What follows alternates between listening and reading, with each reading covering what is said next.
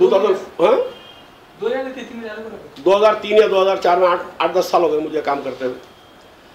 आप यकीन मानिए, अगर मुझे कोई अपोजिशन आई है कभी भी अपनी बात को समझाने में, वो क्या वजह से आई, क्या वर्ड था जो मुझे अपोज किया है? एक ही वर्ड, हदीस। हबीब साहब, आप हदीस को नहीं मानते। This was a single opposition I ever got. This is the single opposition. Every dai who try to teach the Quran, he will get this opposition. और जो कह रहा है ना मुझसे, आप हदीस को नहीं मानते हैं, आप उसको पूछिए, ठीक मैं नहीं मानता, आप मानते हैं? हाँ मैं मानता। कितनी किताबें पढ़ी आपने हदीस की? बहुत से घरानों में हदीस की किताबें ही नहीं। साहब वो आदमी एक सफा भी हदीस का नहीं पढ़ा हुआ, एक सफा। लेकिन आपको कहता है साहब आप हदीस को नहीं मानते। अच्छा भाई तू मानता ना? देखिए, जब मैं आपको एक बात बताता हूं, एक अलमिया और सुनिए आप। अब जब मैं आपसे कहूं कि कुरान की आयत नंबर 39-23 में यह कहा गया है, तो मैं आपको एक ट्रांसलेशन पेश कर रहा हूं उसका। तो यहां जितने बैठे हुए हैं फौरन क्वेश्चन कर रहे हैं मुझसे, हबीब साहब ये किसका ट्रांसलेशन आप दे रहे हैं? ये किसका ट्रांसलेशन है आप जो दे रहे हैं? साहब ये ट्रांसलेशन मैं शाह अली साहब का मैं आपको दे रहा हूं। ओके, आपके पास जो किताब है उसमें वेरीफाई कर रहे हैं तो वो किसी और मुतरजिम का है। करीब करीब मीनिंग एक वर्ड के फर्क के अंदर कुछ आ रहा है, लेकिन मफहूम वही निकल रहा है, तो आप उसको एक्सेप्ट कर रहे हैं। क्या कर रहे हैं? मैं जब कुरान कह रहा हूं तो आप मुझे वेरीफाई करना है एट अ कॉन्शियस लेवल। लेकिन जब मैं कहता हूं कि ये हदीस है, कौन जाके इसको वेरीफाई करता है? ब्लाइंडली। हर बच्चे को हर मुस्लिम घर के अंदर कुरान अरबी में पढ़ाई जाती है। कौन है यहां पर जो अरबी के अंदर हदीस को पढ़ा है? कोई। पूरी वर्ल्ड के अंदर हदीसें उनकी मदर लैंग्वेज के अंदर पढ़ाई जाती है। They don't know what is written in the text. कुछ मौलवियों से इधर उधर की बकवास सुने में उसको लाके बोलते नहीं साहब ये तो हदीस में ऐसा नहीं है, ये तो हदीस में ऐसा है। जो कह रहा है कि आप हदीस नहीं मानते हैं वो खुद हदीस के बारे में एक लफ्ज नहीं जानता। मुश्किल क्या है अभी भाई? एक हाफिज कुरान होगा, पूरी कुरान उसको हिफ्ज होगी, लेकिन हदीस की उसकी दुम नहीं मालूम रहती है उसको, दुम। अखबारों में जो आता है इनकी रिवायत से हर और आपकी टोटल टॉक को जो अपोजिशन मिलती है वो सिंगल पॉइंट अपोजिशन मिलती है वर्ड हदीस की, इसके अलावा कोई अपोजिशन नहीं मिलता। और जो कह रहा है हदीस वो खुद कभी किसी हदीस की किताब को नहीं पढ़ा हुआ। यकीन मानिए मेरी बात का, यहां जितने लोग बैठे हुए ईमानदाराना मुझे स्टेटमेंट मत दीजिए, अपने आप को दे दीजिए। क्या आपने बुखारी की पूरी जिल्दें पढ़ी है? मुस्लिम की पूरी जिल्दें पढ़ी है? इत्तेफाक से मैं पढ़ा हूं, इसीलिए मैंने आंख खुली। आप इतना फ्रीक्वेंटली पढ़ते हैं जितना कुरान फ्रीक्वेंटली पढ़ते हैं आप? नहीं। एक कभी मैं भी जैसे पढ़ा हुआ हूं तो मैं एक मरतबा खत्म कर लिया उसको, चलो भाई कुछ भी करके एक मरतबा करेले का जूस पी लो और कुछ नहीं, पढ़ के देख लो इसको। और क्या करेंगे? एक एकेडमिक वैल्यू थी मेरे लिए, वो एक एकेडमिक वैल्यू है, वो एक एकेडमिक वैल्यू थी मुझे, क्योंकि अपना काम करना है तो मुझे बेसिक इंफॉर्मेशन तो चाहिए जो भी मैं कर रहा हूँ उसके अंदर, तो उसकी वजह से मुझे पढ़ना पड़ा। मैं आपको ये कह सकता हूँ बुखारी के बारे में तो मैं नहीं कहूँगा, लेकिन मुस्लिम के बारे में मैं आपको कहूँगा कि मैंने कवर टू कवर मुस्लिम पूरी पढ़ी है, जबरदस्ती। Just that I should when I am talking, if somebody says आपने हदीस पढ़ी है, तो यस मैंने एक किताब पढ़ी है बोलने के लिए, क्योंकि एज ए स्पीकर मुझे वो रिक्वायर्ड है मेरी। लेकिन आप बताइए, सारी दुनिया के लोग अपनी मादरी जबान के अंदर हदीस को सुन रहे हैं, उसके जेर जबर का कोई उनको पता नहीं है, और जब आप कुरान की बात करते हैं तो फौरन अपोजिशन इस वर्ड से लेकर आते हैं आपके सामने। बिल्कुल सही। कहीं लिखा हुआ कुरान के अंदर हदीस को मानो? बुखारी साहब जो लिखे उसके ऊपर ईमान लाओ, कहीं लिखा हुआ है? फिर क्यों इतना बड़ा सीरियस इशू बनाए हुए उसको? और फिर ये बोलते नहीं साहब इताअत रसूल के लिए जरूरी है।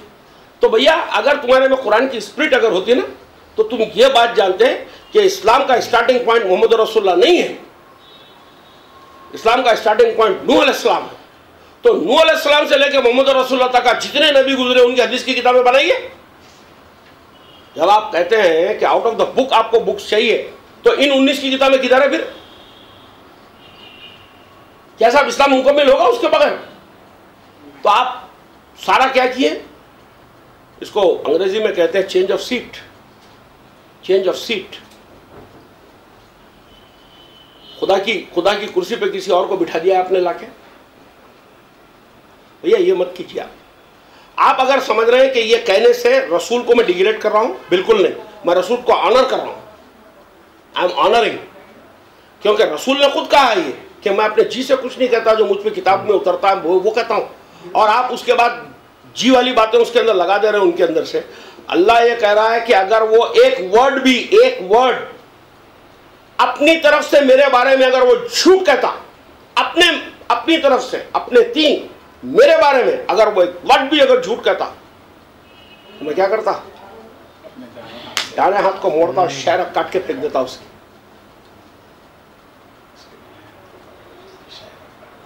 साहब इतना सेंसिटिव इशू है, इतना सेंसिटिव इशू है।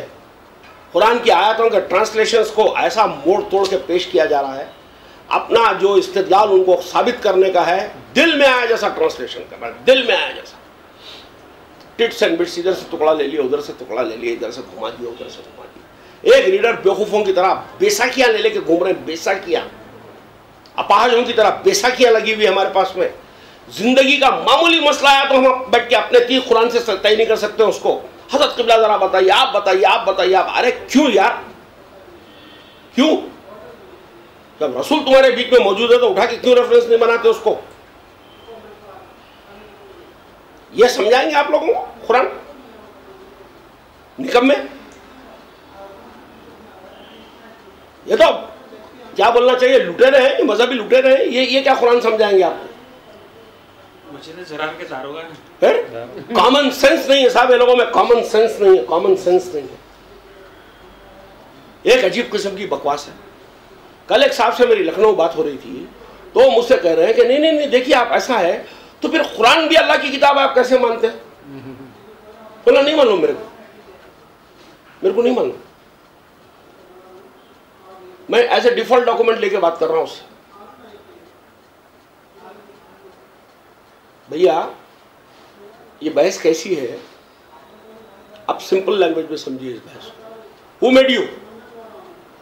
Who made you? आपका जवाब क्या है? God made me. Who made God? Who made God? You don't know, so I don't know from which time this book is there in the humanity. I don't know. कब सूरज बना मेरे को नहीं मालूम, सूरज है ये मेरे को मालूम है। ऑक्सीजन कब बनी ये मेरे को नहीं मालूम, ऑक्सीजन है ये मेरे को मालूम है। प्यास बुझाने के लिए पानी कैसा बना मैं नहीं जानता, पानी मेरे लिए है, मैं उसको इस्तेमाल करता हूं। इसी तरीके से ये वर्ड ऑफ गॉड जब से ह्यूमैनिटी वजूद में है उस दिन से वर्ड ऑफ गॉड रखा हुआ है। ये पहला मिसकंसेप्शन आप दिमाग में से निकाल लीजिए कि ये किताब मोहम्मद रसूलुल्लाह पे नाजिल है। ये तमाम अंबियाओं पे यही किताब नाजिल हुई है साहब। One among them is Mohammed रसूलुल्लाह, one among them is Mohammed रसूलुल्लाह। ये करेक्शन नहीं करेंगे तब का कुरान नहीं समझ सकेंगे आप। क्या सलीम इत्तेफाक कर रहे हैं मेरी बात से आप? सारी गलती हमारी एक होती है कि कुरान को अंडरस्टैंड करने के लिए हम कुरान को एफिलेट कर देते हैं मोहम्मद रसूलुल्लाह से और उनसे हम समझने की जरूरत करते हैं। जी नहीं, जी नहीं, जी नहीं। आप अगर हदीसों को मानना चाहते हैं, मेरा कोई एतराज नहीं, मानिए। उन हदीसों से आपको एक चीज जो मिलेगी, जो मजहब इस्लाम है वो क्या है आपको मालूम पड़ जाएगा उन हदीसों से। उसके मुताबिक अगर आपको कुछ करना है तो हदीसें लेते हुए मजहब इस्लाम को चला लीजिए आप अपने। लेकिन जिस दिन आप ये कहेंगे कि ये कुरान में है जिसको रसूल ने ये बयान किया, मैं उस दिन आपके साथ में अटैक करूंगा। आप ड्रामा क्या कर रहे हैं मेरा कोई सरोकार नहीं है आपसे। मैं मुसलमानों का दाई नहीं हूं, मैं अल्लाह की किताब की दावत करता हूं। मैं आप इस किताब पे अटैक करेंगे तो मैं खामोश नहीं रहूंगा। आप दूसरे तमाम हरकतें कीजिए, बकरे काटिए, गधे काटिए लाके, साहब बकरे के क्यों काट रहे हैं, मेरे को क्या करने का है उससे, मेरे क्या लेना देना है आपके गधों से बकरों से।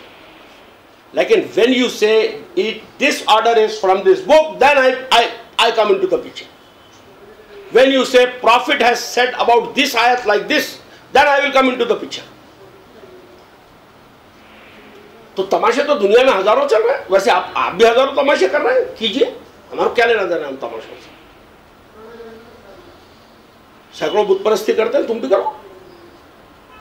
लेकिन जब आप ये बोलते हैं कि कुरान के अंदर ये जो लफ्ज आया है, ये बैत का लफ्ज से मुराद वो चौकोनी डब्बा होता है, वहां मैं आऊंगा आपके बीच में, वहां आके बोलूंगा नहीं हो सकता साहब। आप उसको अल्लाह का घर बोल लीजिए, रसूल का घर बोल लीजिए, 100 खुदाओं का घर बोल लीजिए, एक खुदा का घर बोल लीजिए, कोई प्रॉब्लम नहीं है मुझे। But don't say that the book is saying this. दाई की जरूरत उसी टाइम पे होती है जब आप बुक पे अटैक करते हैं। आप बात समझ रहे साहब? तो भैया बातों को समझो, अपनी कंडीशनिंग को तोड़ो, तोड़ो कंडीशनिंग को। मैं ये नहीं कह रहा हूं कि हबीब मोहम्मद जो कह रहा है वो बात दुरुस्त है, या किसी और स्कॉलर जो कह रहा है उसकी बात दुरुस्त है। I am not endorsing anyone here, I am just promoting one thing to you. आप खुद हीट कीजिए, आप खुद मुत्तकी बनिए, आप खुद डरने वाले बनिए कि मेरा अंजाम क्या होगा। उसके बाद में खुद मेहनत करके इस किताब को सीखिए, इस किताब को समझने की जुर्रत कीजिए। You may not understand in the first bit, no problem. Cycle चलाते वक्त गिर के जैसा कोनी फोड़े थे वैसी होगा इसमें भी पहली मरतबा, कोई प्रॉब्लम नहीं। सेकंड टाइम आ जाएगा, थर्ड टाइम आ जाएगा, फोर्थ टाइम आ जाएगा। लेकिन ये बेसाखियों पे चलना बंद कर दीजिए। अगर आपके पास बेसाखी है ना, तो मेरा एक सादा सीधा सजेशन है, live this book, live this religion, live this God, become a good human and live your life. लेकिन ये मोहताजी मत रखिए, इनसे पूछो उनसे पूछो।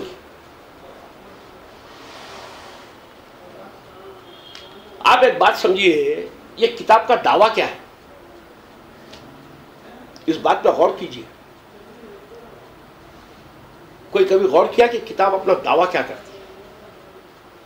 ज़ालिकल किताब ला रैब फीह हुदल लिल मुत्तक़ीन, हुदल लिल मुत्तक़ीन, हुदल ये गाइड है, ये हिदायत है उनके लिए जो मुत्तक़ी। ठीक, फिर अल्लाह क्या कर रहा है? हमने इस जिक्र को नाजिल किया और हम इसकी हिफाजत करेंगे। वह क्यों नहीं कह रहा कि हमने इस कुरान को नाजिल किया, हम इसकी हिफाजत करेंगे? वह क्यों कह रहा है इस जिक्र को नाजिल किया और इसकी हिफाजत करेंगे? तो बहुत इंपॉर्टेंट है। आप एक बात समझिए, सूरह रोम की आयत नंबर 30 के अंदर यह बोला गया है कि अल्लाह की फितरत क्या है? इस्लाम है, सलामती है, सलाम है। अल्लाह की फितरत, जिस फितरत पे मैंने इंसान को पैदा किया, मतलब every human being is born with embed nature of सलाम, इनबेड नेचर ऑफ सलामती। इस्लाम अपने साथ लेकर पैदा हो रहा है, जो अल्लाह का खुद का नेचर है, उसी नेचर पे ह्यूमन को बनाया गया है। इज इट राइट और रॉन्ग? राइट? हाँ? तो जब ये आप अगर अपने उस ओरिजिनल फितरत को एज इट इज रखते हैं और अगर उसको यूज करते हैं, तो do you require any guidance? My answer is no. My answer is no. परसों मुझे कोई एक व्हाट्सएप के ऊपर एक अच्छा मैसेज भेजा है, इनका ब्लैक का है, वो क्या नाम उनका, लुइस फराह खान का बहुत अच्छा मैसेज है। उसके अंदर बोलता है कि अगर आप अपनी फितरत को खुदा की बनाई हुई ओरिजिनलिटी पे रखे हुए, तो then you don't require the Bible, you don't require the Quran, you don't require the Bible, you don't require the Quran. But हम हमारी फितरत को ओरिजिनल ट्रैक पे नहीं रख सकते, हम भटकते हैं। जब ये भटकावा हमारे पास में आता है, उस टाइम पे हमको जरूरत पड़ती है एक रिमाइंडर की। हमने जिक्र को नाजिल किया, और फिर उस टाइम पे हमको जरूरत पड़ती है गाइड बुक की, जब ये पिक्चर में आती है किताब, ये उससे पहले नहीं आती है। आप बात समझिए आप इसको। तो पहली रविश आपको तो तकवे की अख्तियार करनी पड़ेगी। वो किए बगैर आप किताब को क्या समझ पाएंगे कभी? आप अपने अंजाम को लेकर ही सीरियस नहीं है तो किताब क्या बात करेगी? किताब में बहस मिलेगी? आप किताब का डिस्कोर्स नहीं मिलेगा।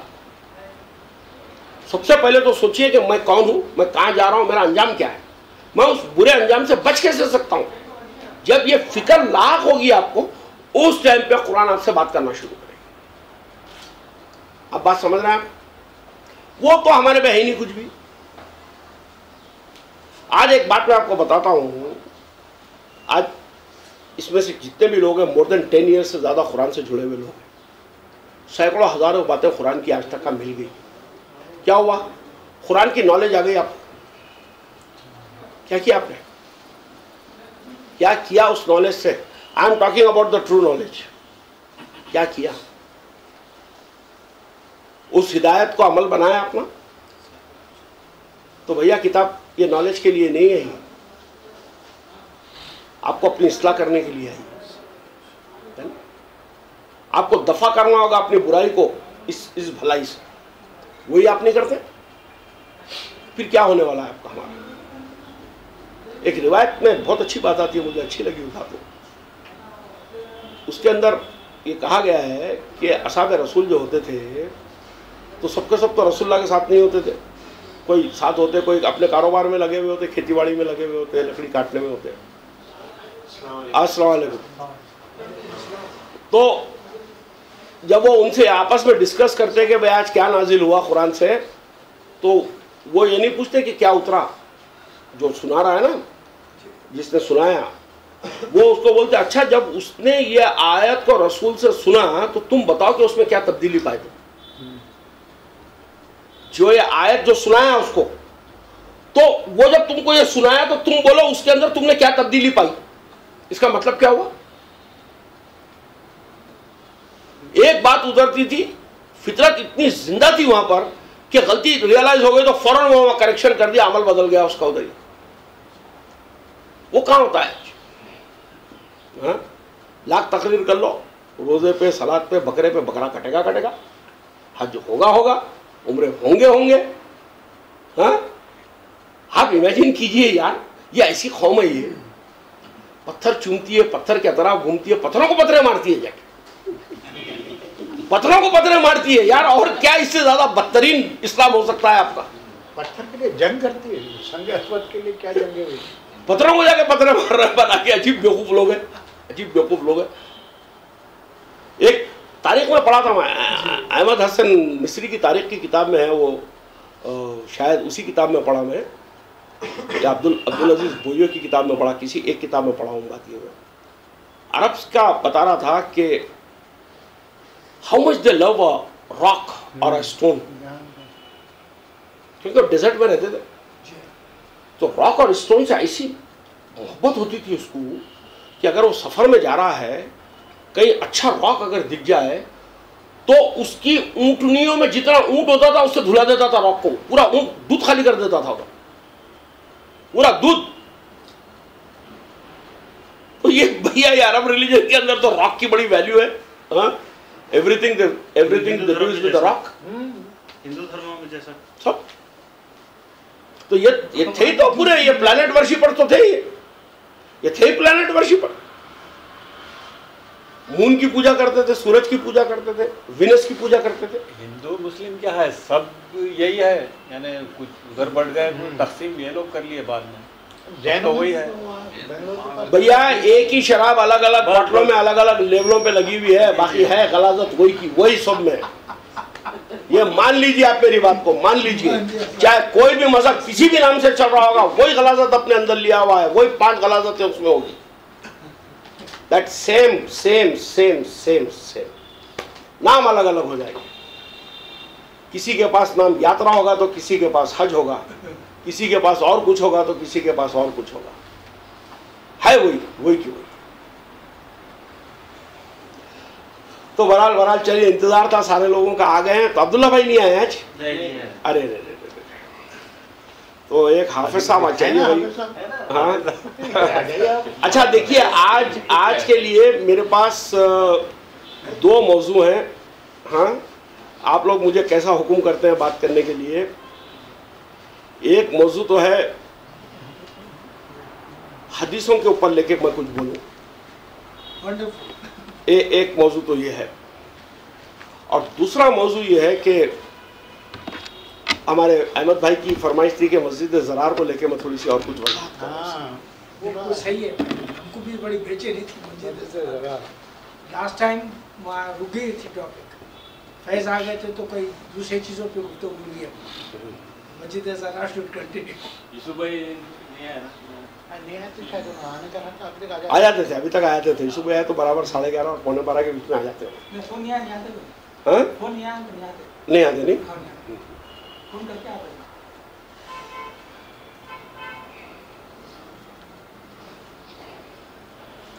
बहरहाल खतरनाक बात है वो, मगर हकीकत है, उसको आप इनकार नहीं कर सकेंगे। नहीं, आप तो बोल दिए ना, उसको काबा जो है, अब उसको यही है कि जरा सलीके से करना उसको। शर्त ये है कि सलीकों से तराशा जाए, क्योंकि वो है बात सही, लेकिन अभी कौम तैयार नहीं है उसके लिए अभी तो।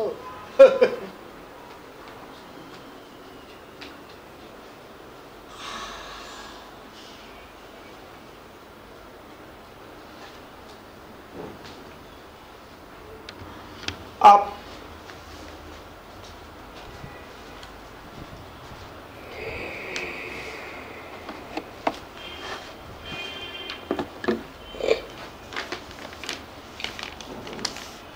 सूरा 9 आयत नंबर 90 निकालिए।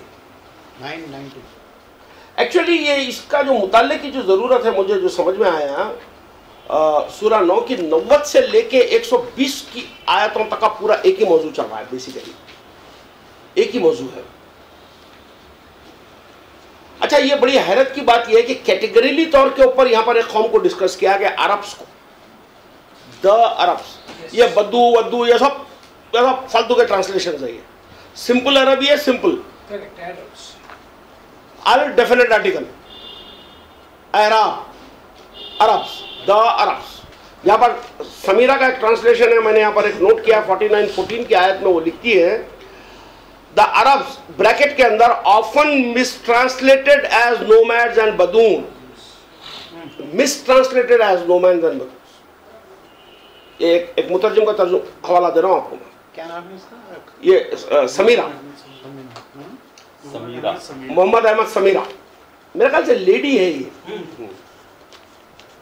बहुत अच्छा वर्क है उनका ट्रांसलेशन का। मैं वर्ड टू वर्ड ट्रांसलेशन उन्हीं का लेता हूँ यूजुअली, मोहम्मद अहमद समीरा का ही लेता हूँ।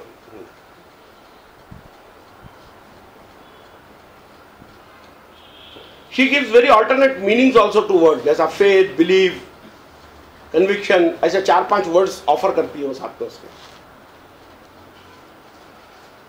तो आप ये मान लीजिए कि अल अराब जहां पर भी आएगा उससे मुराद होगा द अरब्स, सिंपल।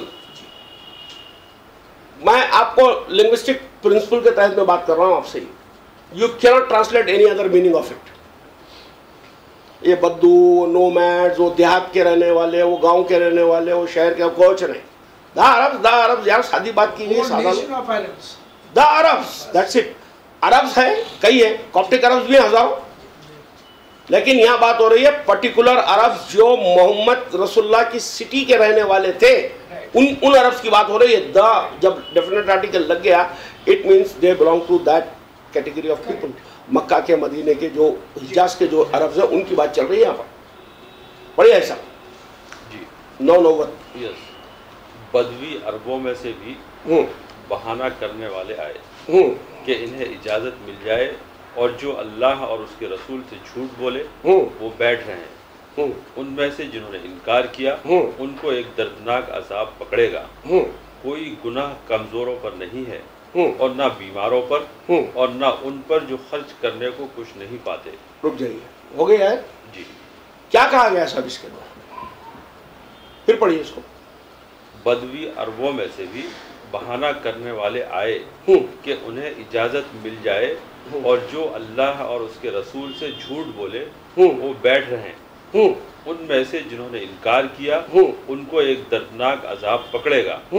कोई गुनाह कमजोरों पर नहीं है और ना बीमारों पर और ना उन पर जो खर्च करने को नहीं पाते, जबकि वो अल्लाह और उसके रसूल के साथ खैरख्वाही करें।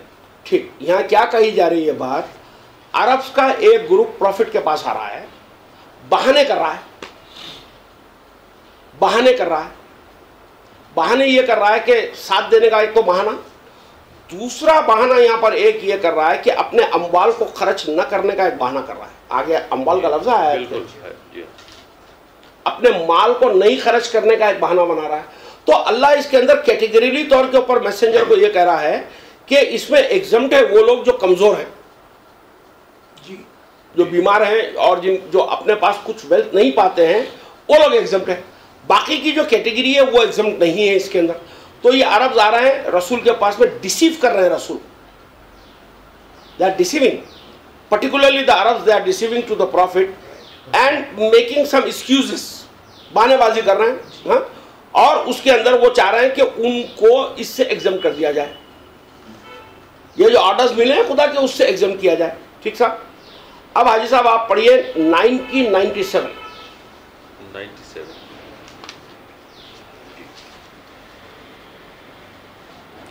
देहात वाले कुफ्र और निफाक में ज़्यादा सख्त हैं और उसी लायक हैं कि अल्लाह ने अपने रसूल पर जो कुछ उतारा है उसके हुदूद से बेखबर रहें, और अल्लाह सब कुछ जानने वाला, हिकमत वाला है। और देहातियों में से ऐसे भी हैं। नहीं, रुक जाइए, 97 हो गए ना जी। 97 में क्या कहा गया, सब फिर पढ़िए इसको। देहात वाले कुफ्र और निफाक में ज़्यादा सख्त हैं। कहा क्या देहात वाले? द अरब से यार वर्ड अल-अराब है वर्ड, हाँ, ये काय में ज्यादा है निफाक। और ये ट्रांसलेशन में कितनी गुंजाइश रख के ट्रांसलेशन की गई है। अशद्दु का लफ्ज आया आयत के अंदर, अशद्दु। अशद्दु किसको कहते हैं भाई? वर्ड में इतना पावर है कि जिसको बोलते हैं शिद्दत, जिसको अंग्रेजी के कहेंगे, कहना चाहिए कि इंटेंसिटी या स्टंचस जिसको कहते हैं, बिल्कुल जिद्दी, जिद में आए हुए हैं। Stubborn is the very right word, stubborn is the very right word, stubborn is the very appropriate word. They are stubborn in what? अस्सलाम वालेकुम, अस्सलाम वालेकुम, आइए। Deviating from?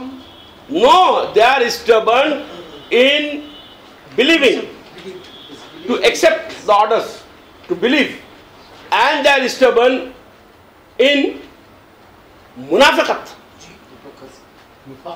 निफाकुम, कुफ्र, इनकार करना, और फिर उसके बाद में जी सरकार मैं तो आपके साथ हूं बोलना और पीछे से जाकर डंडा घुसाना। इसके अंदर वो लोगों की हाईएस्ट दर्जे के अंदर कमीनापन है इनका। बल्कि मेरे ख्याल से मौलाना के तर्जुमे में कमीनपन का लफ्ज आया है कहीं ना कहीं, किसी एक आयत के अंदर मौलाना ने कमीन का लफ्ज इस्तेमाल किया है। यस, यानी कमीन कोई नेगेटिव सेंस में नहीं कह रहा हूं कि एक वर्ड के एतबार से कर रहा हूं मैं। यहाँ ये लोग इतने जिद्दी हैं, इतने क्या बोलना चाहिए, स्टबर्न है, किस मामले में? कुफ्र करने के मामले में और मुनाफिकत करने के मामले में। आगे पढ़िए सब ये आयत और क्या कह रही है? और देहातियों में से ऐसे भी हैं। नहीं, ये 97 को वापस पढ़िए। देहात वाले कुफ्र निफाक में ज्यादा सख्त है और उसी लायक हैं। हाँ। अल्लाह ने अपने रसूल पर जो कुछ उतारा है, हाँ, उसके हुदूद से बेखबर रहें। रुक जाइए, यहाँ क्या कहा जा रहा है कि वो इस बात पे जिद पे आए हुए हैं, स्टबर्न कर रहे हैं, किसमें? कुफ्र में, इनकार करने में और मुनाफिकत कर रहे हैं। किस चीज का इनकार और किस चीज का मुनाफिकत कर रहे हैं? कलाम जो रसूल पे उतारा गया, रसूल पे जो उतारा गया कैटेगरीली तौर पे यहां पर कहा जा रहा है हुदूद अल्लाह उतारी गई। हुदूद अल्लाह है। हुदूद अल्लाह क्या है? एक ऑर्डर है खुदा का जिसमें यह कहा जाता है कि तुम ये करेंगे और ये नहीं करेंगे। डू एंड डोंट्स, लिमिट्स है, उसकी लिमिट्स है, उसके कुछ ऑर्डर्स है, कुछ ऑर्डेन हो रहा है वहां पर आके।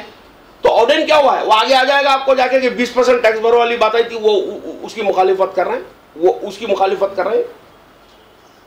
हुदूद जो खुदा ने लिमिट्स बनाए ना साहब, ये हुदूद है बोलते हैं ना जी हाँ, भाई, this is the minimum and maximum, जी हाँ, मिनिमम मैक्सिमम लिमिट्स है, तो उसी को तो हुदूद कहेंगे, उसी को तो लिमिट कहेंगे। उस हुदूद का इनकार करने में और उसके साथ में मुनाफिकत करने में ये आखिरी दर्जे के बदतरीन लोग हैं अरब, जो प्रॉफिट की सिटी वाले हैं। यहाँ तक क्लियर है। इसके बाद में आयत नंबर 98 के अंदर अरबों में से कुछ लोगों को खुदा बता रहा है कि वो अच्छे लोग हैं। बताइए, पढ़िए। और देहातियों में से ऐसे भी हैं जो खुदा की राह में खर्च को एक सुन तावान लीजिए, समझते हैं। जो खुदा की राह में खर्च करने को, यानी इनकार किसका हो रहा था ऊपर की आयत में? खर्च करने का हो रहा था, जी हाँ, कुफर उसका हो रहा था, मुनाफिकत उसको लेकर हो रही थी। नीचे की आयत वाज़ेह कर रही है वो हुदूद थे जो खर्च करने के हुदूद थे।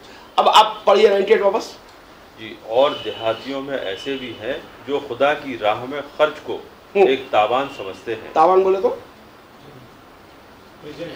हाँ? अच्छा अच्छा अच्छा, ये भी फिर बदमाशों की बात चल रही है, मतलब यानी एक अजियत समझ रहे हैं उसको, यानी बोझ समझ रहे हैं उसको। बर्डन समझ रहे हैं, हाँ, ये बर्डन समझ रहे हैं। अरे राज, मेरी स्पीच रिकॉर्ड करने डाला जी मैं। हाँ, हो रही है रिकॉर्ड हो रही है। तो ब्लूटूथ से ले लो, ठीक है। चलिए फिर। तावान को मतलब खर्च को एक तावान समझते हैं और तुम्हारे लिए ज़माने की गर्दिशों के मुंतज़िर हैं।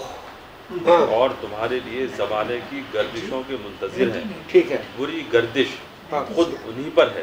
ठीक। अब रुकिए, यहाँ क्या कहा जा रहा है? 97 में तो बताया गया उनकी कैटेगरी मुनाफिकत और कुफ्र की कैटेगरी है, अल्लाह के ऑर्डर्स को लेके, हुदूद को लेके। यहाँ ये बताया जा रहा है कि वो अगर कुछ देना का काम भी पड़ रहा है तो इतना नागवार है उनके लिए कि वो बड़े अजियत महसूस कर रहे हैं उसको। अरे क्या परेशानी है यार, ये कैसे मामला है मालूम है आपको? इसका अंदाज़ा ऐसे नहीं होगा। आप लोग अगर दुकानदारियाँ करे हुए लोग हैं इसके अंदर से, तो उनको इसका तजुर्बा होता है। हम लोगों को इसका बहुत तजुर्बा है। हम दुकान में बैठे रहते, गणेश का चंदा दो साहब बोल के कार्ड देने आ जाते। अरे निकल निकल बोल के भी आप नहीं बोल सकते उसको, क्योंकि महल्ले का गुंडा है उन्हें। आप उसको 10-20-100 रुपए जो भी देना है देते, मगर बड़ी अजियत के साथ में देते, निकाल कर, अगर निकाल के चलो छुटकारा तो पालो इससे। अब समझ रहे हैं आप? और उनकी तबाही की दुआ भी देते। हाँ, तबाही की दुआ भी करते उसकी। तो यहाँ क्या कहा गया साहब? वापस पढ़िए 98 को। जी जी। और देहातियों में ऐसे भी हैं जो खुदा की राह में खर्च को एक तावान समझते हाँ। हैं और तुम्हारे लिए ज़माने की गर्दिशों के मुंतज़िर हैं। और तुम्हारे लिए जमाना, तुम्हारी हालत की बर्बादी कब होंगी उसके इंतजार में। जैसे आपने सही कहा कि उसकी बर्बादी की दुआ भी करते बैठे हैं ऊपर से, उसका इंतजार भी कर रहे हैं कि ये बला कब टलती है ये मुसलमानों की, मोमिनीन की। ये निकालो, वो निकालो, ये खर्च करो, वो खर्च करो, नए नए बातें लेकर आ रहे हैं भाई, कहाँ लगा के रखेगी। आगे पढ़िए। तो जमा करने पैदा बुरी गर्दिश खुद उन्हीं पर है। बुरी गर्दिश खुद उन्हीं पे अल्लाह कह रहा है कि पलट कर आएगी इनके ऊपर। और अल्लाह सुनने वाला, जानने वाला। ठीक साहब, ये कौन सी पढ़े आप भाई साहब? 98। अब 99 पढ़िए।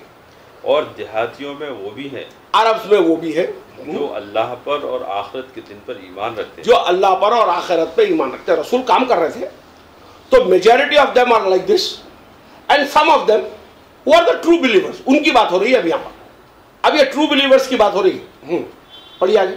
और जो कुछ खर्च करते हैं उसको अल्लाह के यहाँ कुर्ब का और रसूल के लिए दुआएं लेने का जरिया बनाते हैं। यानी अब जो ऐसे लोग हैं जिनको ये ऑर्डर मिला कि तुम खर्च करो, अपने अम्वाल में से खर्च करो, तो वो लोग इस खर्च करने को लिए अल्लाह से नज़दीक होने का जरिया समझ रहे हैं। और रसूल की दुआएं हमारे को इसमें क्या सलात का लफ्ज़ आता है उसमें, यानी ब्लेसिंग्स के लिए खुशनुदी हासिल करना रसूल के, इससे इसको समझ रहे हैं और आखिरत में यकीन रखे हुए हैं वो लोग। ठीक है साहब? हाँ, बेशक वो उनके लिए कुर्ब का जरिया है। हाँ, अल्लाह उनको अपनी रहमत में दाखिल करेगा। यकीनन अल्लाह बख्शने वाला मेहरबान। यानी अगर कोई अल्लाह के इस ऑर्डर को, जो रसूल की तालीम उसको मिल रही है, अगर उसको लेते हैं, कुछ अरब्स दिए उसको, या एक्नॉलेज कर रही है किताब, कुछ अरब्स दिए हैं, बिल्कुल सही। वो अरब्स लेकर जब कर रहा है तो अल्लाह उनको प्रेस कर रहा है, प्रेस करके बोला यस वो अल्लाह के कुर्ब को हासिल करने के लिए कर रहे हैं। तो अल्लाह बोल रहा है ये यकीनन मैं उनको अपना कुर्ब दूंगा, यानी अपनी नज़दीकी लाऊंगा, और रसूल की जो नुसरतें हैं या रसूल की जो वेल विशेस है उनके साथ में रहेगी, और अल्लाह इनसे राज़ी हो रहा है इस मामले को लेकर। ठीक साहब? ऐसा बराबर चल रही है? अब 101 पढ़िए।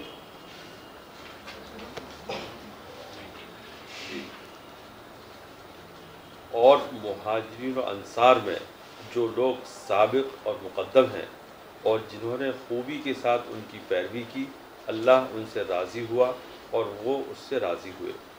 और अल्लाह ने उनके लिए ऐसे बाग तैयार कर रखे हैं जिनके नीचे नहरें बहती होंगी और वो उनमें हमेशा रहेंगे। यही है बड़ी कामयाबी। और तुम्हारे गर्दोपेश जो देहाती हैं। नहीं, अभी रुक जाइए यहाँ पर। यहाँ क्या कहा जा रहा है, 101 के अंदर जो बात कही जा रही है कि जो महाजिर हुए, आप ये समझ रहे हैं कि वो मक्का छोड़ के मदीना आए थे, हो सकता है वो क्या कहानी है नहीं मालूम है मेरे को, लेकिन यहाँ पर यह है कि जो लोग अपने पुराने ख्याल को छोड़कर अभी नई रसूल की तालीम के ऊपर हिजरत किए हैं और वो अब रसूल के अंसार बन रहे हैं, मददगार बन रहे हैं। भाई मदद करना है ना, रसूल को पैसे देना है, उनको अम्बाल में से माल देना है, वो दे रहे हैं। तो अल्लाह उनसे उनके उस देने को एक्नॉलेज कर रहा है। ये कौन लोग दे रहे हैं? जो 101 हम लोग जो इससे पहले जो पढ़े देखिए, जो 101 में जो लोग थे, जो नेक अरब्स थे, उनकी बात हो रही है यहाँ पर। हाँ, उसी में से महाजिर है और उसी के अंदर से वो अंसार बने उनके। हाँ, फिर क्या हुआ सब? और तुम्हारे गिरदोपेश जो देहाती हैं उनमें मुनाफिक हैं और मदीने वालों में भी मुनाफिक हैं। सुन लीजिए साहब, बिल्कुल सही। अब इसके बाद में अल्लाह ये कह रहा है कि ये एक लिमिटेड कैटेगरी, एक स्मॉल बैंड ऑफ पीपल है जो रसूल के ऊपर ईमान लाए हुए और रसूल के मिशन को लेकर चल रहे हैं। उसके अलावा ये कह रहा है अल्लाह यहाँ पर कि जो अरब्स हैं, वो पर्टिकुलर अरब जो मदीना के हैं, मदीना का लफ्ज आया उसके अंदर, यानी मदीना से मुराद ये वो मदीना मुनव्वरा नहीं या रसूलुल्लाह का वो है डूम, वो बात नहीं हो रही। मदीना कहते हैं सिटी को, where the prophet was there at the time of preaching, वहां अपनी रिसालत जहां कर रहे थे, उस सिटी के लोग की बात हो रही है। ये बहुत इंपॉर्टेंट है, इसको याद रखिए। उस सिटी के लोगों की बात हो रही है जिस जगह पे मोहम्मद रसूलुल्लाह अपना काम कर रहे हैं। उसके अंदर के अरब जो है कौन है? मुनाफिक हैं। और कौन है? और देहाती हैं। वो देहाती जो है वो कौन है? मुनाफिक है। मुनाफिक हैं। हाँ, और मदीने वालों में भी मुनाफिक। और जो सिटी वाले हैं, जो खास तौर से रसूल की सिटी के अतराफ में, जो रसूल जिस सिटी में रहते हैं, उसके अंदर भी मुनाफिक है। फिर वो निफाक पर जम गए हैं और वो निफाक के ऊपर अड़ गए हैं। वो अड़ गए हैं, चाहे कुछ भी हो जाए, साला हम तो यही करेंगे, इसके अलावा हमारे को कुछ करना नहीं है, बस खत्म हो गई बात साहब। तुम क्या कर सकते कर लो, हम तो यही के यही रखने वाले हैं। तुम उनको नहीं जानते, हम उनको जानते। अल्लाह कह रहा तुम उनको नहीं जानते, मैं उनको जानता हूँ। भाई आपकी रिवायत के हिसाब से मैं बात करता हूँ, जब अल्लाह का घर मक्के में था, जो पहले दिन से इब्राहिम अलैहिस्सलाम आके बना दिए थे, आदम अलैहिस्सलाम बनाए थे, वही घर था ना भाई अल्लाह का। उससे ज़्यादा मुकद्दस जगह पूरी दुनिया में कोई हो सकती क्या? नहीं हो सकती ना। निकल के मदीना कहीं को गए, मुकद्दस जगह छोड़ के। हाँ, चलो भाई तंग कर दिए थे इसलिए निकल के चले गए। मक्का फतह करके फिर वापस मक्का में कहीं को नहीं आए, वापस कहीं को मदीना गए, फिर मक्का मदीना दोनों छोड़ के इराक चले जाते निकल के। तो भैया क्या तुम्हारा तकद्दुस है इसके साथ में? तुम खुद बताइए तुम्हारा तकद्दुस क्या है? जब एक प्लेस इतनी इंपॉर्टेंट है तो वो उसको जगह को छोड़ दे रहे ना, छोड़ के मदीना चले गए। हाँ भाई मजबूरी थी, चले गए, फतह कर लिया ना मक्का, फिर क्या हुआ? फिर कहीं को छोड़ रहे भाई। अब बात समझिए, यहाँ ये कहा जा रहा है कि मदीना यानी जिस सिटी के प्रॉफिट हैं, यानी मक्का की बात हो रही है यहाँ पर। मक्का के लोग मुनाफिकत के अंदर अड़े हुए हैं कि हम मुनाफिकत करेंगे। आपसे जब मिलेंगे ना, नमाजों को आएंगे, पूरे 5 टाइम नमाज पढ़ेंगे आपके साथ, सलाम अलैकुम वालेकुम सलाम, दाढ़ी रखेंगे, यहाँ बुट्टू रहेगा उनको बड़ा, सब आपके साथ में रात और दिन। आप उनको तमीज़ ही नहीं कर सक रहे कि कौन है, कि भाई मेरे साथ में अहमद भाई घूम रहे हैं, आदिल भाई घूम रहा है, अभी इसमें से एक मुनाफिकत कर रहा है, एक मेरा मोमिन है। अब ये मोमिन कौन है, मुनाफिक है, मैं जान रहा हूँ। दोनों मीठी मीठी बातें कर रहे हैं मेरे से, कौन मेरे को कब हाथ देने वाला है मेरे को मालूम ही नहीं। अल्लाह बोलता ये जो लोग जो रसूल को घेरे हुए हैं, इसमें से मुनाफिकत के ऊपर ये लोग अड़े हुए हैं, जिद पे आए हुए हैं, मुनाफिकत करेंगे। और ये कैटेगरीली तौर पर रसूल को बता रहा है कि तेरी इनेबिलिटी है, तू उनको नहीं पहचान सकता कौन है वो। You don't know who are they, I know it. Invitation आ गई। यही बात है साहब, तुम उनको नहीं जानते, हम उनको जानते हैं। मतलब क्या हुआ, रसूलुल्लाह सो कॉल्ड जो असहाबे रसूल के साथ में घिरे हुए थे, उसमें से कितने मुनाफिक थे नहीं मालूम है, कितने मोमिन थे नहीं मालूम। अल्लाह अरब का लफ्ज और ये हो जाता, क्लियर हो जाता, यानी अरब के साथ हौलकुम, तुम्हारे साथ और वो भी सिटी वाले, तो फिर ये देहाती कैसे बने? हाँ, ये बात बहुत अच्छा पॉइंट है। नहीं, एक मिनट, ये जैसा आप सिटी की यहाँ पर जिक्र हो रहा है, तो इसके जवाब में देहात कहाँ है यहाँ पर? हाँ, तो वही तो बोल रहे वकील साहब, वही तो बोल रहे वकील साहब। देहात के लिए क्या आया यहाँ पर? देहात के लिए कुछ भी नहीं आया, वही अरब सिटी वाले हो गए, वही अरब यहाँ पर जो शहर वाले हो गए। नहीं, जब सिटी की बात होती है तो इसका मतलब यह है कि समथिंग देहात वाले भी कहीं हैं। हाँ, नहीं, आपके मुताबिक आप ये बोलना चाह रहे हैं कि अरब जो बोला गया है, तो अरब जो है हिजाज में अरब है, अरब से पूरे के पूरे वो अरब मुनाफिकत के अंदर आखिरी दर्जे में, चाहे वो मक्के के अंदर रह रहे हैं वो भी, या जो ताइफ में रह रहे हैं वो भी, या आसपास में जो भी रह रहे हैं वो भी उसके अंदर इंक्लूड है। यानी अरब की बात हो रही, या ना शहर वाले की बात हो रही, ना देहात वाले की बात हो रही। आप पॉइंट समझिए साहब, आप क्या बोलते हैं भाई? देखो, ये जो एक पर्टिकुलर कम्युनिटी का नाम लेके बोलते हैं ये कम्युनिटी जो है अच्छी है या बुरी है, तो आप बोलते हैं साहब कहाँ के? साहब हर जगह के, चाहे हैदराबाद के होंगे, महबूब नगर के होंगे, निजामाबाद के होंगे, पूरे के पूरे कम्माज ऐसी है। ये जैसा कम्माज हम लोग बोल रहे हैं वैसे अरब है यहाँ पर, वो चाहे यहाँ रह रहा होगा और बाहर रह रहा हो, उसकी बात हो रही। तो यहाँ पर ना देहात है और ना कहीं के अरब है, एक रीजन का रहने वाला आदमी है जिसका नाम अरब है। They are the Arabs who lives into the Hijaz. उनके बारे में बात करते हुए पर्टिकुलरली बताया जा रहा कि जो इर्द गिर्द तुम्हारे को घेरे हुए वो लोग, और जो दूसरे बाहर के वो भी उसके अंदर शामिल है। तो यहाँ देहात के लिए एक सेपरेट वर्ड नहीं आया है कहीं पर भी। तो कैटेगरीली के तौर के ऊपर ये अरब जो भी थे रसूलुल्लाह के हिजाज में, उन अरबों की बात हो रही, उसमें खासतौर से सिटी वालों की बात हो रही। ये मुनाफिकत के अंदर आखिरी दर्जे में बढ़े हुए, जिद पर आए हुए, और ये जो मुनाफिकत कर रहे हैं, ये इसमें से मोमिन कौन है और मुनाफिक कौन है, इवन रसूल is not able to distinguish. Even prophet Muhammad को नहीं मालूम है कि इसके अंदर से मुनाफिक कौन होंगे और मोमिन कौन है, नहीं मालूम है, मगर वो तो अपना काम कर रहे हैं उसके अंदर। ये बात इसके अंदर कही गई साहब। हाजी साहब बराबर है? अब निकालिए साहब आप आयत नंबर 107 निकालिए आप। सूरा वही है भाई? हाँ, सूरा वही। सूरा ये देखिए 9 नंबर के सूरे की 90 से 120 तक का कंटिन्यूएशन है मौजूद पूरे का पूरा। आ गई। अब बोलिए साहब। और उनमें से ऐसे भी हैं, नहीं रुक जाइए, और उनमें से अरबी में पढ़िए, वल्लज़ीन तख़ज़ू। हाँ, यानी उनमें से, ये उन कौन है पहले इसको डिसाइड कर लीजिए। ये जो ज़मीर आ रही है उनकी, ये उन कौन है इसको डिसाइड कीजिए। जो ऊपर से बात चल रही है, वो ऊपर से जो बात चल रही है अरब की, जो रसूलुल्लाह के साथ में जुड़े हुए हैं, जिनसे रसूल वाकिफ नहीं है कि कौन मोमिन है और कौन मुनाफिक है, वो जो सिटी वाले थे और रसूल के गिर्द में जो घेरे हुए थे, वो लोगों में से, तो मतलब क्या हुआ, जो अपने आप की डिक्लेरेशन मोमिन की देके रखे थे, वो लोगों की बात हो रही है यहाँ पर। वो मुनाफिकत कर रहे हैं यहाँ पर, कोई यहूदी नहीं कर रहा है, कोई नसारा नहीं कर रहा है। ये मोमिनीन जो रसूल के ऊपर ईमान लाए हुए, सो कॉल्ड और ओरिजिनल दोनों भी, वो अपना अब यहां पर बता रहे हैं कि उन्होंने, उनमें से, अब पढ़िए, वल्लज़ीन तख़ज़ू मस्जिदन ज़िरारा। हाँ, उन्होंने क्या किया, वो लोगों ने एक मस्जिद को एक्वायर किया, होल्ड किया, दे टुक इट, पकड़ा। तख़ज़ू के माने पकड़ना है सीधा सीधा।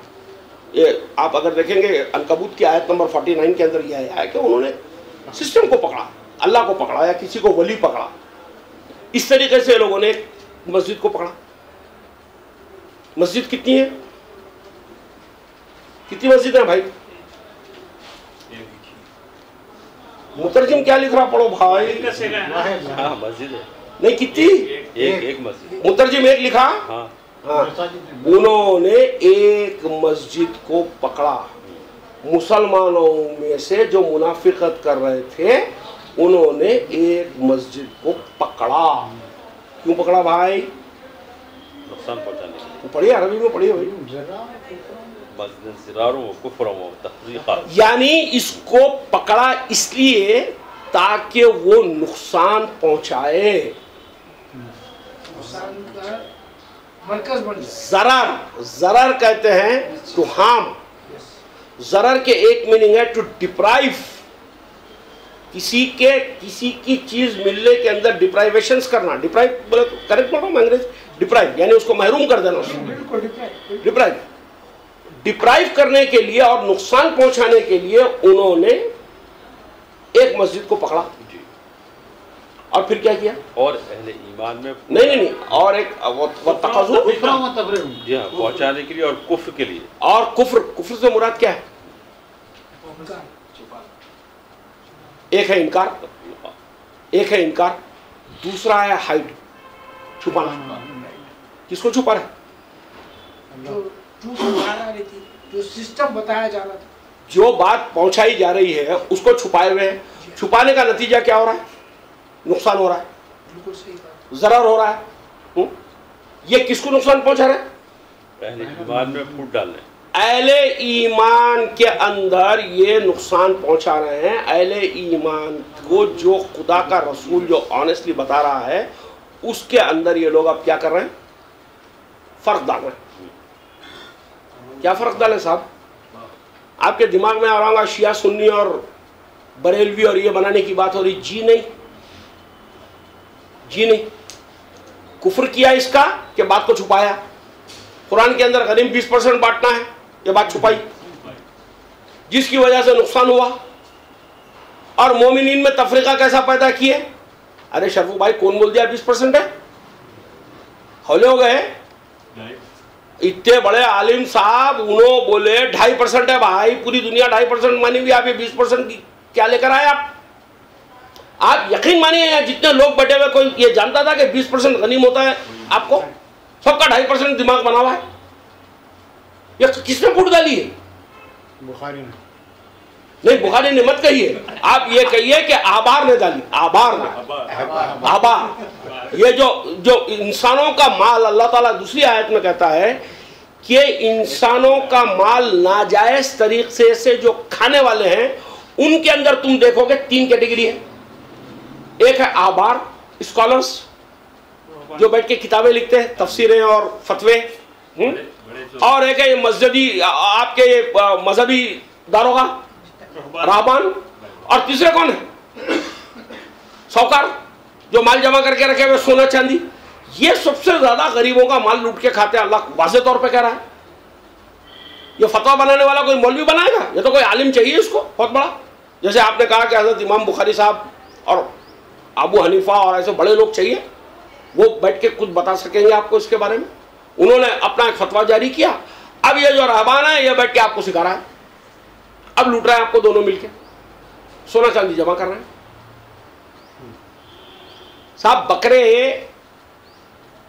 ना आबार उगाता ना रहबान पैदा करता। सोना चांदी जमा करने वाले के फार्म हाउस होते, उसके अंदर बकरे बनते हो। एयरलाइंस ये दोनों मिलके नहीं चलाते। एयरलाइंस ये साहूकार चलाता बैठ के। होटल ये दोनों की नहीं रहती है, साहूकार की होटल रहती है। ये सोना चांदी ये जो जमा हो रहा है अभी आके आप करें, समझ रहे हैं आप? ये तीनों मिलके क्या कर रहे हैं? ये तीनों मुसलमान हैं। ये तीनों मुसलमान हैं, रसूल के इर्द गिर्द के मुसलमान हैं। ये तीनों मुसलमान ये सिंडिकेट बनाए हुए हैं। इस सिंडिकेट को कुरान दूसरी जगह पे कहीं फिरौन कहता है, कहीं हम्माम कहता है, कहीं हारून कहता है। ये तीनों तीनों वही है, वापस वही कैरेक्टर्स है। ये मिलके लोगों के अमवाल को नाजायज तरीके से खा जाते हैं। अल्लाह ये कह रहा है। ठीक साहब, एक मस्जिद को ये लोगों ने पकड़ा नुकसान पहुंचाने के लिए, और अल्लाह के जो अहकाम थे, जो हुक्म अल्लाह का मिला था, जो हुदूद अल्लाह थी, जो ऊपर हम लोगों ने आयत में पढ़ी, उस हुदूद का कुफ्र करने के लिए। हुदूद क्या थी? मैं एक लंबी चौड़ी पूरी कुरान या नई कुरान की बात नहीं कर रहा हूं, मैं स्पेसिफिक टॉक कर रहा हूं आपसे। हुदूद अल्लाह की ये थी कि गनीम का 20% बांटना। हुदूद लिमिट्स, उस लिमिट के अंदर फर्क डाल दिया मोमिनीन के अंदर। आप 2.5 माने में, मैं 20 माना हूं, आप भी मोमिन है मैं भी मोमिन हूं। किसने वाला फर्क है? ये 3 मिलके डाले। ये मस्जिद ज़रार वाले डाले, ये मस्जिद ज़रार वाले डाले। और क्या करते हैं साहब?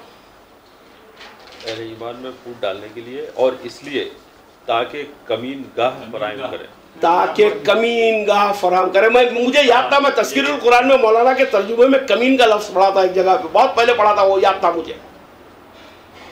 कमीनगाह यानी पता नहीं कमीनेपन का डेफिनेशन इंग्लिश में क्या होगा?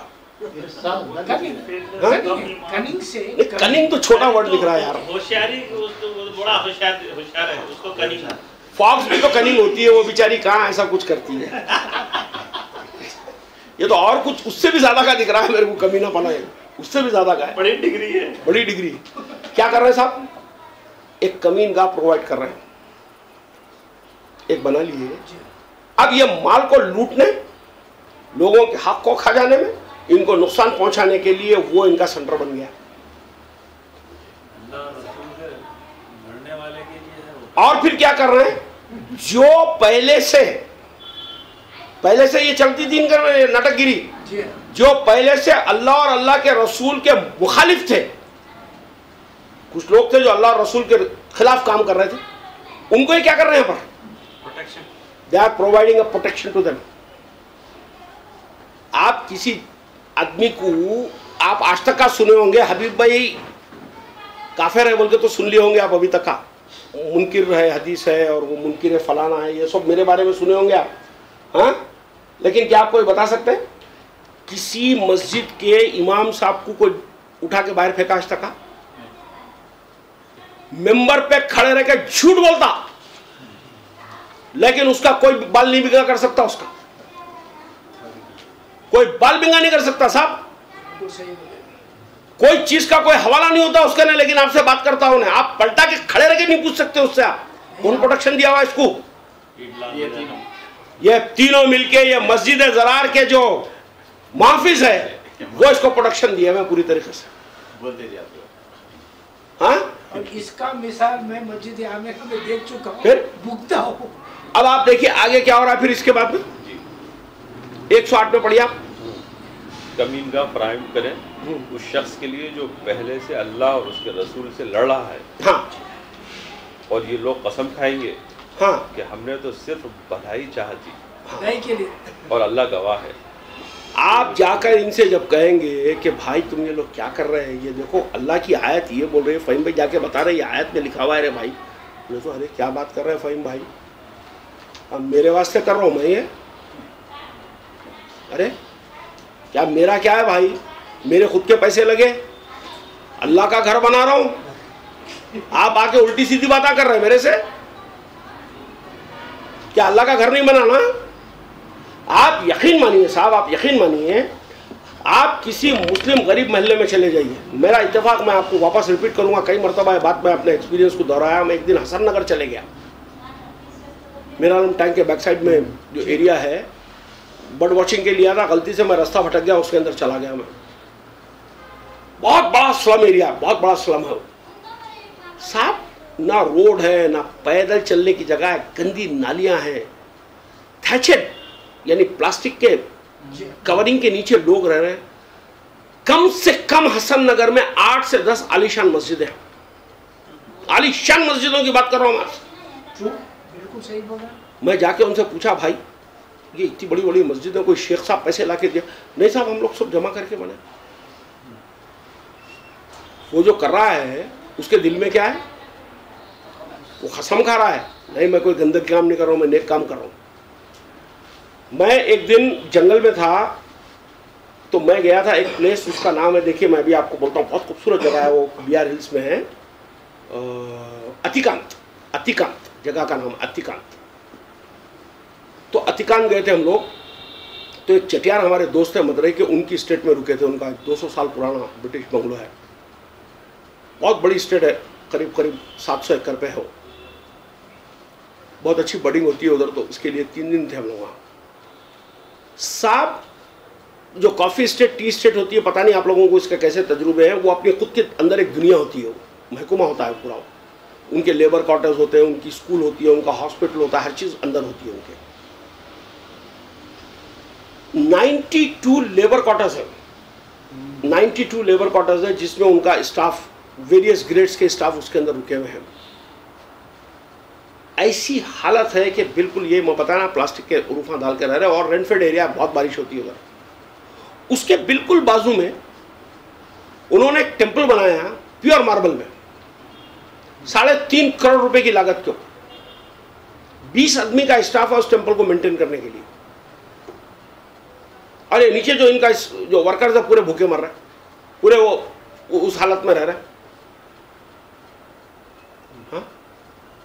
अरे घर अल्लाह बना के आपको देंगे या आप अल्लाह को बना के घर देंगे यार? सोचो जरा। वो तो गनी है, उसको क्यों चाहिए तुम्हारे घर भाई? अल्लाह का काम है तुम्हारे को घर बना के देना। बेवकूफों कैसा उसके घर बना रहे बैठ के? क्या साहब? आप हसन नगर का मिसाल बड़ी अच्छी दी है, आप जाकर देख लीजिए साहब। 6 इंच का पाइप जो आमतौर पे बोरवेल के लिए वहाँ है, तोड़ दिया गया। एक मौलाना शाह शंबे के साथ मेरे साथ गाड़ी में बैठे हुए, बोले अकबर साहब शेरों की बस्ती है, किसी के मजा नहीं कि पानी रोक ले, और पूरी कंजाल जम गई है, लोग गए तो फिसल जाए। मगर सब बेहुदा बात है बिल्कुल एकदम। अब आप देखिए साहब, ये एक काम किए हैं। अब मैं आपसे सिंपल 2-3 क्वेश्चन करूंगा, उसका जवाब दीजिए आप मुझे। पूरी वर्ल्ड के अंदर कौन सी ऐसी मस्जिद है जिसको मुसलमान बनाए हुए हैं जो लोगों का माल खा जाती है? You have to prove this. किताब जिंदाबाद कर रही है आपसे। बातिल तरीके से माल खा जाती है, जरार पहुंचाती है मुस्लिम कौम को।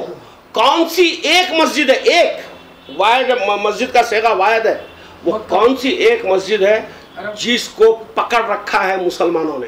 हरम है साहब, जो तिजारत के दरवाजे खुलते हैं, जो डेजर्ट मक्के के अंदर जिसको मस्जिदुल हराम बोलते हैं, जिसको आप बैतुल्लाह कहते हैं, जिसको आप काबा कहते हैं, वो मस्जिद है आपकी मस्जिद ज़रार, जो तमाम मुस्लिम कम्युनिटी के पूरे वेल्थ को खा रही है। एक ठीक, सारी दुनिया के मुसलमान, चाहे वो अमेरिका में है, चाहे कनाडा में है, चाहे ऑस्ट्रेलिया में, चाहे इंडिया में है, चाहे कतर में है, चाहे हैदराबाद में, किस मस्जिद से एफिलेटेड है? किस मस्जिद को वापस अलाइन किए हुए हैं? किसको पकड़े हुए हैं आप? पूरे दुनिया के मुसलमान आज उसी मस्जिद को पकड़े हुए हैं भैया। वो तो बैठ के क्या कर रहे हैं? आपको मैं अभी थोड़ी देर में थोड़ी मैथमेटिक्स बताऊंगा आपको। मैं इंटरनेट पे चेक कर रहा था कि what is the revenue of Saudi Arabia from the हज। आप इंटरनेट चले जाइए कोई भी, रेवेन्यू ऑफ 2013 ऑफ हज कितनी रही? कोई बोल सकता है इसमें से? मैं सऊदी अरेबिया की बात कर रहा हूं, खाली मुस्लिम जो हज पे पैसा खर्च करे उसकी बात नहीं कर रहा हूं। सऊदी अरेबिया को हाजी से रेवेन्यू कितनी है? नूरानी भाई, आप तो टैक्सेशन डिपार्टमेंट के आदमी, आप बताइए कितनी है? एक अप्रॉक्सीमेट बताइए आप मेरे को। 8000 करोड़। 6000 करोड़ तो हिंदुस्तान ही खटाता भैया। 6000 करोड़ तो हिंदुस्तान ही खटाता है। $30 billion the revenue from the pilgrimage to the Saudi government is $30 billion। India के होल बजट से तकरीबन 3 गुना ज्यादा। $30 billion कैलकुलेटर में मारने का तो बेचारा वो ई बोल के यूं पड़ गया, कैलकुलेटर बारिश निकल गया, सब पूरे फिगर बाहर निकल गए साले उसमें से। और पैसा क्या क्या क्या किस इस्तेमाल? 30 बिलियन डॉलर इंटू 61 रुपीज बोल के मैं मारा। आप कैलकुलेटर, वर्ल्ड का कोई भी कैलकुलेटर मान लीजिए, उसके अंदर एकोमोडेट नहीं हो रहे फिगर्स, हो बाहर निकल जा रहा उसके अंदर। सोचिए, ये तो सिर्फ सऊदी अरेबिया को आए हज से, पिलग्रिमेज से। जो मुसलमान जो खर्च करा वो इतना खर्च नहीं करा, इससे ज्यादा खर्च करा। इसमें एयरलाइंस की टिकट इंक्लूड नहीं है। ये तो सऊदी में जो होटल्स लिए, जो फूड लिए, जो मौलिम की फीस भरे, जो एयरपोर्ट टैक्सेशन भरे, आप उसके पैसे है। 24 लाख करोड़ होता है साहब। किसका? हाँ, 2 लाख, हाँ 2 लाख करोड़ मुसलमानों का खर्च जी। और वो जो सऊदी गवर्नमेंट में जो पैसा जाता है उसका इस्तेमाल काहे में होता है? नहीं आप ऐसा नहीं पूछना वकील साहब। आप देखो कितने जनरस है बेचारे। परसों ही जो है कोई मुझे एक लिंक भेजा है, शायद नज़ीर में भेजा है, हाँ, गिलाफ काबा, तो 2 करोड़ रुपए का, 2 करोड़ सऊदी रियाल का गिलाफ काबा वो जो किंग थे वो प्रेजेंट करे, अपने पैसों से दिया है। ऐसा कुछ नहीं हो, बहुत जनरस लोग हैं वो लोग। अरफात के दिन आपको खाना फ्री खिलाते पूरे हाजियों को, एक टाइम का बिरयानी। फिर कस्टमर है ना। तो भैया आप ये सोचिए, आज पूरे मुस्लिम वर्ल्ड की पूरी दौलत किसके अंदर जा रही है साहब? नहीं, ये लोग जो है शहरों में मस्जिद बनाने के लिए भी अरबस्तान से ग्रांट, बहुत सारे मस्जिद है शहर में।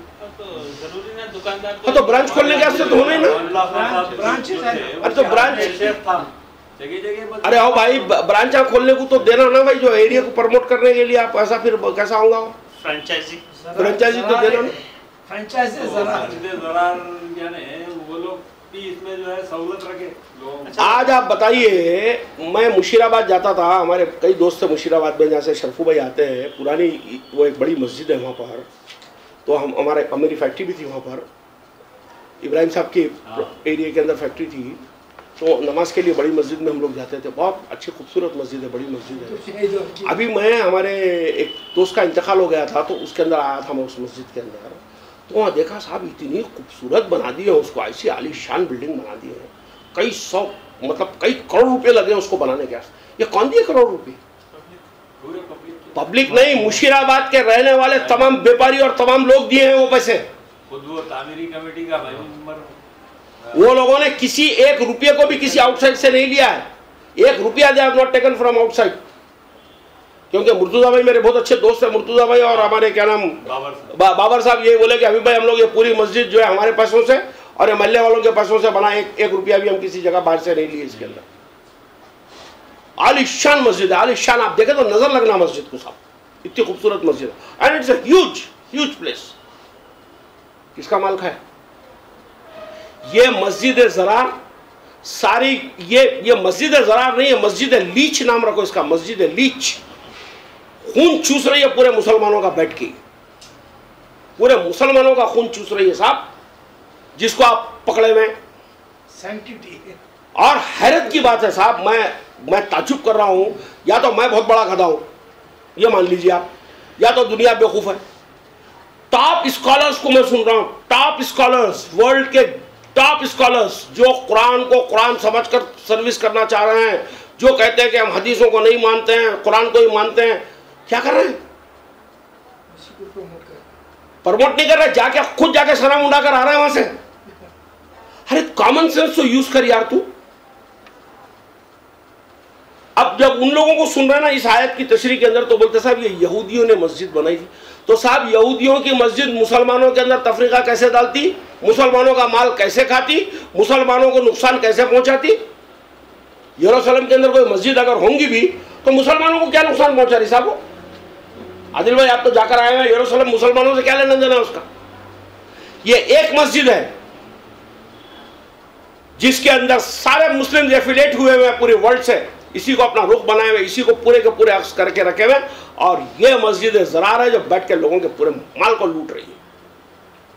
अब अल्लाह इसके बाद में आपको मस्जिद ज़रार की आइडेंटिफिकेशन करा दिया। एक headquarter Mecca, branches through out the world, इसकी आइडेंटिफिकेशन हो गई। अब इसके बाद में 108 के अंदर अल्लाह हम मोमिनीन से बात कर रहा है, जो अपने आप को कहता है कि मैं अल्लाह पे ईमान रखता हूं, अल्लाह के रसूल पे ईमान रखता हूं, अल्लाह की उतरी हुई किताब पे मैं ईमान रखता हूं। उससे मुखातिब कर रही है 108 नंबर की आयत। पढ़िए, होश उड़ जाएंगे जगह पे से। अलबत्ता जिस मस्जिद की बुनियाद अव्वल दिन से तक़वे पर पड़ी है, वो इस लायक है कि तुम इसमें खड़े हो। नहीं, आप आयत को खा के पढ़ रहे हैं, ऊपर से पढ़िए। और ये लोग कसमें खाएंगे, हाँ ये तो पढ़ दिए थे ना, उसके बाद पढ़िए। कसमें खाएंगे, हमने तो सिर्फ भलाई चाहती, हाँ, और अल्लाह गवाह है हाँ, कि वो झूठे हैं। ठीक, तुम इस इमारत में कभी खड़े ना होना, तुम कभी इस इमारत में खड़े मत होना। देखो मुतरजिम कितना खूबसूरत तर्जुमा किया है, मेरे गुरु को सलाम करूंगा मैं यहाँ पर। यहाँ इमारत का लफ्ज इस्तेमाल किया है, मस्जिद का लफ्ज इस्तेमाल नहीं किया। This is the only one इमारत which has come as a noun in the Quran as a masjid. Everywhere it is a verb. Concern करना है, सजदा करना बोले तो आपको कंसर्न करना है, या एक ही वो बिल्डिंग है जिसकी बात हो रही है, इसको पकड़ा, इस इमारत के अंदर कभी मत खड़ा रहना, इस इमारत के अंदर कभी अपना पैर मत रखना। आगे पढ़िए साहब। अलबत्ता जिस मस्जिद की बुनियाद अव्वल दिन से तकवे पर पड़ी है वो इस लायक है कि तुम उसमें खड़े हो। उसमें ऐसे लोग हैं जो पाक रहने को पसंद करते हैं और अल्लाह पाक रहने वालों को पसंद करता है। क्या वो शख्स बेहतर है जिसने अपनी इमारत की बुनियाद खुदा से डर पर और खुदा की खुशनुदी पर रखी हो, या वो शख्स बेहतर है जिसने अपनी इमारत की बुनियाद एक खाई के किनारे पर रखी जो गिरने को है, फिर वो इमारत उसको लेकर जहन्नुम की आग में गिर पड़ी। सोचिए साहब, इसका हशर क्या होगा वो बता रहा है अल्लाह है, और आपको वार्न करके बोल रहा कभी जिंदगी में अपना पैर मत रखना उसके अंदर। अरे ये किसको आइडेंटिफाई कर रहे थे? बेशक वो मस्जिद जिसकी बुनियाद पहले, हाँ बेशक वो मस्जिद ये है ना जो इनके हाथ में है, आपके हाथ में है, वही मस्जिद है ना, ये है वो कंसेंट्रेड डिग्रीज ऑफ गॉड, ये मस्जिदुल हराम कंसेंट्रेड डिग्रीज ऑफ गॉड, इसके अंदर तुम जरूर आना। ये कब से बनी हुई है? अव्वल दिन से तकवे पे। ये कौन सी चीज है जो अव्वल दिन से बनी हुई है? नहीं समझ में आया अभी भी? हाँ निकालिए आई साहब, आले इमरान की आयत नंबर 96 निकालिए। अव्वल में क्या बना हुआ था पहले ढूंढ लेते हैं हम लोग। 3 नंबर का सूरा है। अव्वल से कौन सी चीज थी जो जिसपे बनी हुई थी?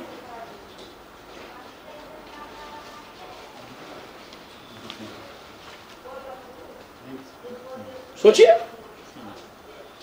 96 अव्वल बैता। अभी साहब अमूमन फिर ये जो वर्सेस है इसका क्या ट्रांसलेशन होता है?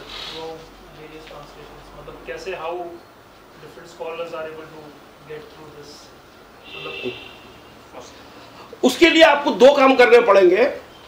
कुरान के अंदर सलाह का लफ्ज 103 जगह पे आया है। मेरे पास अगर आपको चाहिए तो मैं नोट्स है उसके ऊपर मेरे, मैं आपको दे सकता हूँ। ईच आयत के अंदर सलाह क्या मीनिंग कर रहा है। हाँ पढ़िए सर। इन्ना अव्वला पहले दिन से, अव्वला क्या थी? पहला घर, बैत, घर नहीं बैत, पहले दिन से जो बैत है वो है ये किताब, इसके अंदर तुम जरूर आना। ये किस पे कायम है? ये किसके लिए कायम की गई? लिन्नास, लोगों के लिए कायम की गई। और किसके लिए कायम की गई? तकवे के लिए कायम की गई। इसमें कौन लोग आएंगे?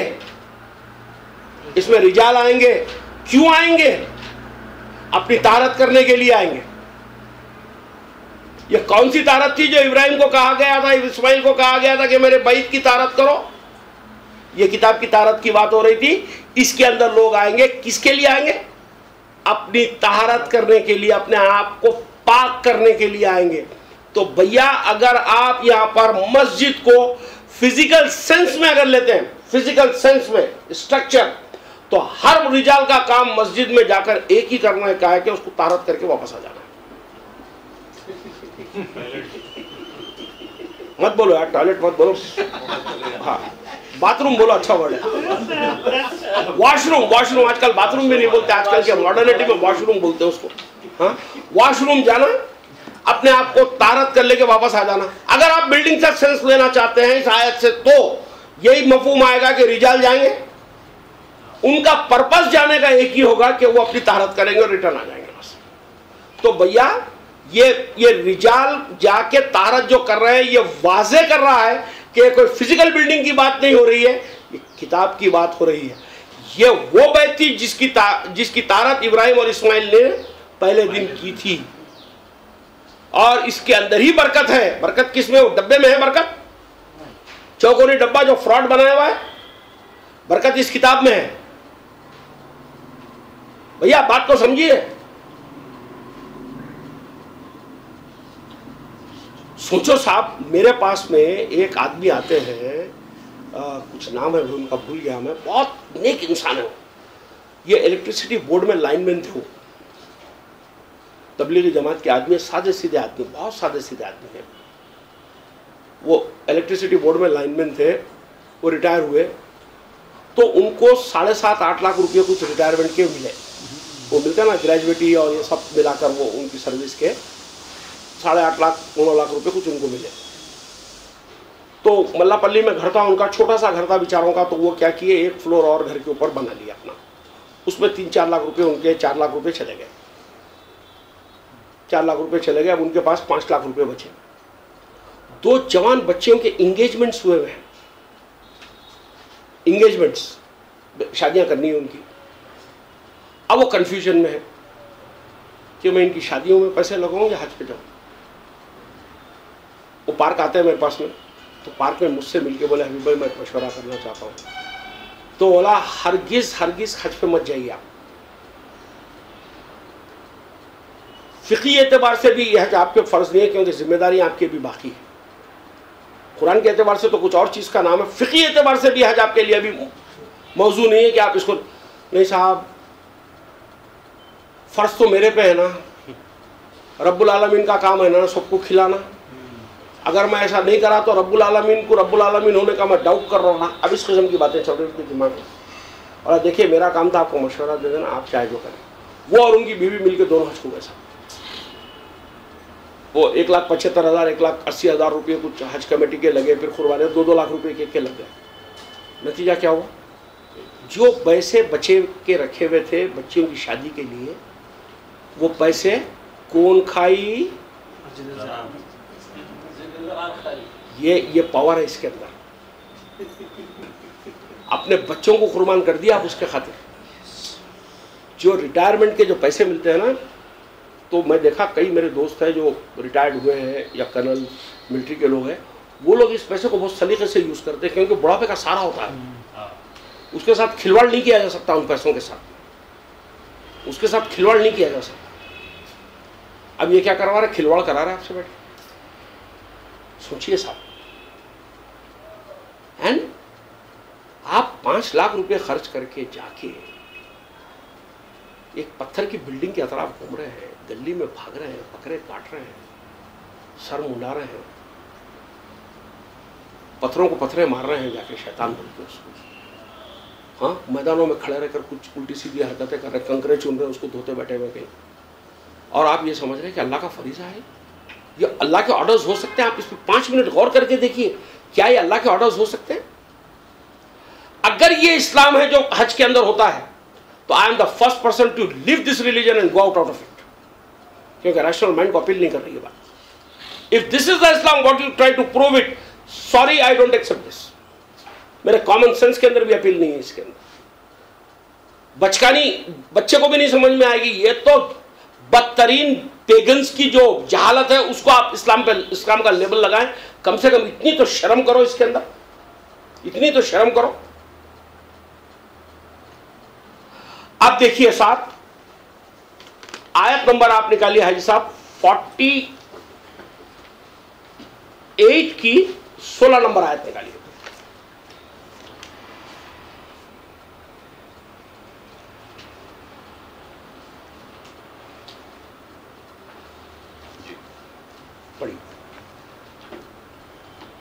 पीछे रहने वाले देहातियों से कहो कि अनकरीब तुम ऐसे लोगों की तरफ बुलाए जाओगे जो बड़े जोर आवर हैं, तुम उनसे लड़ोगे या वो इस्लाम लाएंगे।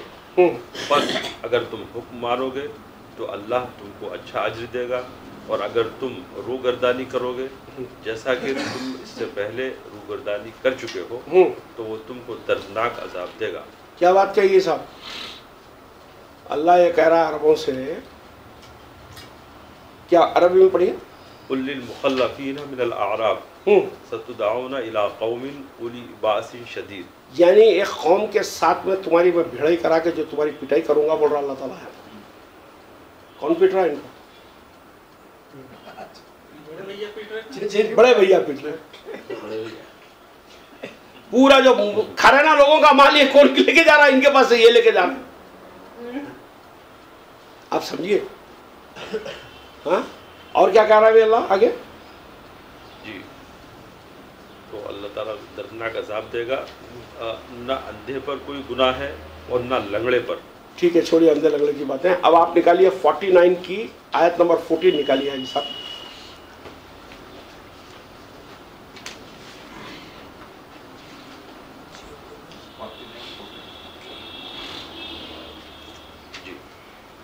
अरब कहते हैं कि हम ईमान लाए, कहो तुम ईमान नहीं लाए। बल्कि कौन कह रहा है साहब? अरब्स कह रहे हैं हम ईमान लाए। अल्लाह पलटा के कह रहा है उनसे कि तुम ईमान नहीं लाए। मैं आके बोल रहा हूं साहब I am this, God saying no you are not that. आप सोचिए, जो रसूल को बोला गया था इससे पहले की आयतों में हम पढ़े कि मुनाफिकत के अंदर कौन है तुम इसको नहीं जानते, उनकी वजाहत हो रही है यहाँ पर। ये आके कह रहे हैं कि हम ईमान लाए, अल्लाह कह रहा है कि तुम ईमान नहीं लाए। और पढ़िए आगे। बल्कि यूं कहो कि हमने इस्लाम कबूल किया और अभी तक ईमान तुम्हारे दिलों में दाखिल नहीं हुआ, और अगर तुम अल्लाह और उसके रसूल की इताअत करो तो अल्लाह तुम्हारे आमाल में से कुछ कमी नहीं करेगा।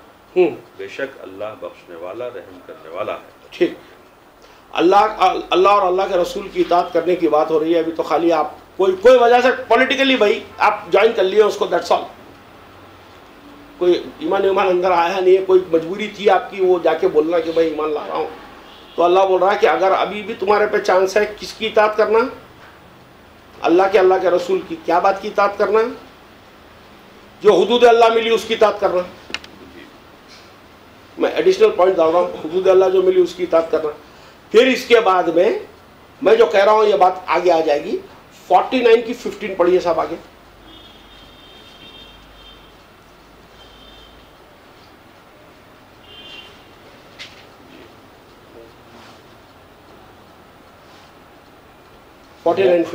मोमिन तो बस वो है जो अल्लाह और इसके रसूल पर ईमान लाए, फिर उन्होंने शक नहीं किया और अपने माल और अपनी जान से अल्लाह के रास्ते में सुनिए साहब किया। अब यहाँ पर कैटेगरीली तौर के ऊपर बताया गया है कि मोमिन कौन है। पढ़िए वापस। मोमिन उन्होंने शक नहीं किया और अपने माल और अपनी जान से, अपने माल और अपने जान से अल्लाह की राह के अंदर उन्होंने इसको खर्च किया या जो भी। तो यहाँ पर बात हो रही है पूरी माल को लेके। बात समझ रहे साहब आप? तो गनीम के ऊपर तो बात हो चुकी थी, तो अगर आप चाहते तो वापस वो आयतें मैं ले सकता हूँ, कुछ आयतें भी याद है मुझे उसको लेके। तो यहाँ पर ये सारा जो लूट घसाट का धंधा चला हुआ है, ये धंधा चला हुआ है पूरी तरीके से उस मस्जिद ज़रार का इन्फ्लुएंस है आपके ऊपर। आपको डिसोन करना पड़ेगा उसको। You have to disown it. अल्लाह का हुक्म है, मैं नहीं कर रहा हूं। अल्लाह कह रहा है कि उसके अंदर कभी अपना कदम मत रखना। Don't ever put your step into it.